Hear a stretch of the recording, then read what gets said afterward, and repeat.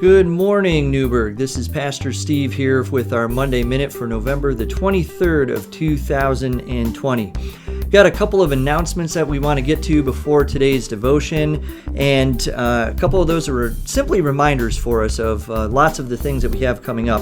First of all, our gifts for kids' Christmas are going to be due on December the 8th, so that's coming up in just a couple of short weeks. I was informed by Reverend Gassaway, and we announced in worship yesterday too, that we have 4 kids only left on the slot there for St. Francis. So if you would like to sign up for those, you can either contact the church office or you can go on our website and look for the names and get those taken care of. And then we'll make sure that everybody, again, this year has a really nice Christmas. And so we're looking forward to your continued support in that as gifts are coming in already. I also want to remind you about our stewardship campaign, which just concluded last Sunday. We'll have an update for you this Sunday coming up on how we're doing so far. If you've not had a chance to turn in a pledge, you can do so through our webpage, newburghumc.org/stewardship. You can download our online pledge card and click the link to email that back so we can get that processed. Or if you would like to, you can print it. Or if you received one in the mail, please return that here to the church office so that we can be counted.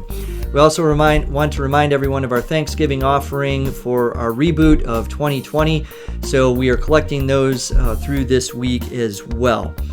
Our Advent series, Incarnation by Adam Hamilton, is going to be starting next Sunday on November 29th with the first Sunday of Advent.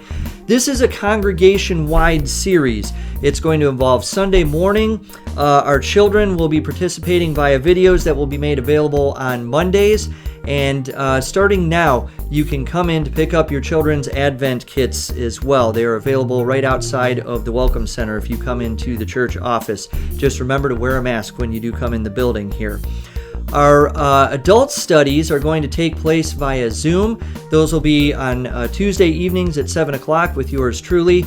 Bev and Rick Radcliffe will be hosting one also via Zoom at 11 a.m. on Wednesday mornings. And then Reverend Gassaway will be holding one on 6:30 p.m. on Wednesday evenings. So we hope that you'll join us for any one of those studies.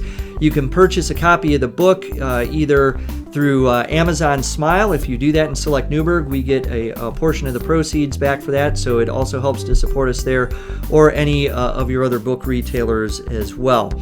Our youth studies for that were going to take place again via Zoom on Sunday evenings at 6:30. That's their normal time. We're really looking forward, and I'm really looking forward to sharing in this series with you together as we reflect on what the coming of Christ means for us and the ways that we have named him and how that impacts us together as we've all been struggling through COVID-19, and how we can get through that knowing that Christ came into a world that was not perfect, but made it perfect through his presence. And so we look forward to bringing that to you as well. Also, as December rolls along, we'll be sharing information about Newburgh's Christmas Light Tour on December 18th and 19th.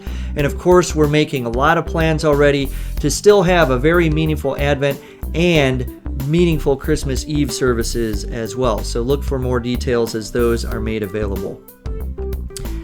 Today, as we are getting ready this week to celebrate a traditional holiday here in America of Thanksgiving Day, and we're having to do it in a very different way, as well as doing Advent and Christmas in a very different way as well. With the new restrictions that have been put in place by the Michigan Department of Health that the governor announced last week, we've had to see ourselves tightening of what we do here even in the church. And it shows that our decision to not hold any in-person worship till at least after the first of the year was a right decision. Our COVID numbers are worse than they have ever been. 3 times as worse as they were in the spring when we first initiated our lockdowns and our stay-at-home order. We have to be doing our part to help keep everybody safe. We didn't want it to be this way. Nobody wants it to be this way.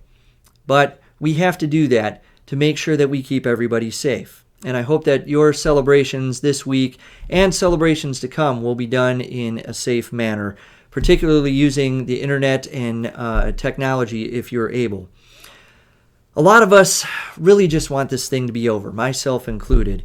And so we start asking ourselves, especially around these holiday times, well, yes, I understand that the virus is bad and it's probably the worst that it's ever been, but with the holidays, how can we not do what is normal? I find myself falling into that line of thinking as well. But just like we did at Easter, when we acknowledged that no matter what our celebrations were, Christ is still risen, we can still give thanks this week because Christ has already come. The birth of Christ was revealed to, remember, just a few shepherds in the field. However we celebrate, we know that it will be good and acceptable because God comes to us in the midst of all of these things. But especially we know it will be good and acceptable if we're doing our part to keep ourselves and everyone else safe. But we're weary. I know that.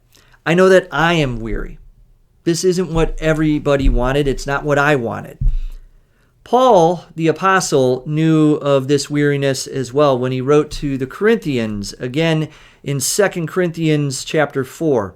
Starting in verse 6, he says this, "For it is God who said, 'Let light shine out of darkness,' who has shown in our hearts to give the light of the knowledge of the glory of God in the face of Jesus Christ.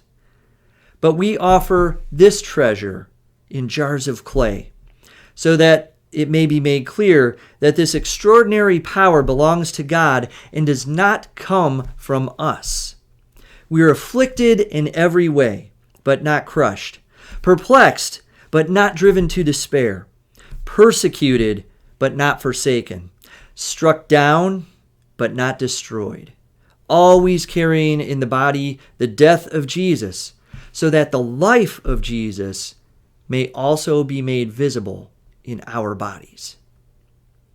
Those are profound words, I think, for what we're going through right now, especially as we're coming to this time of holidays where we're used to being together and celebrating together. So let's use this moment to give thanks for what it is that we still have. Life is precious, which is why we want to celebrate with family and friends during these holidays. But because life is precious, we cannot celebrate in that way that we have in the past. Not right now. But we can endure together. We can give thanks always and everywhere to a God who has given us so much. And we can reflect on what it is that we still do have and what we still can do. My plans, I should say, have been altered this holiday season as well as many others. But we do it for the sake of God's creation, for the love of our neighbor and our family and our friends. And if we have that in our hearts, we can always give thanks. So please have a safe and healthy celebration this Thanksgiving, because we all long for the time to be back together.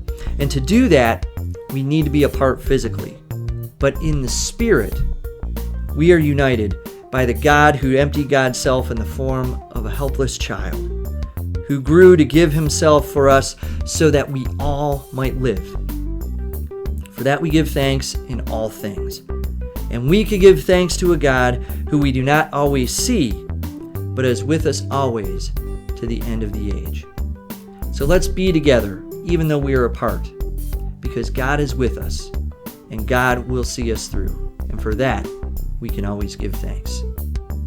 Happy Thanksgiving, and we'll see you back here next week for our first Advent installment of the Monday Minute.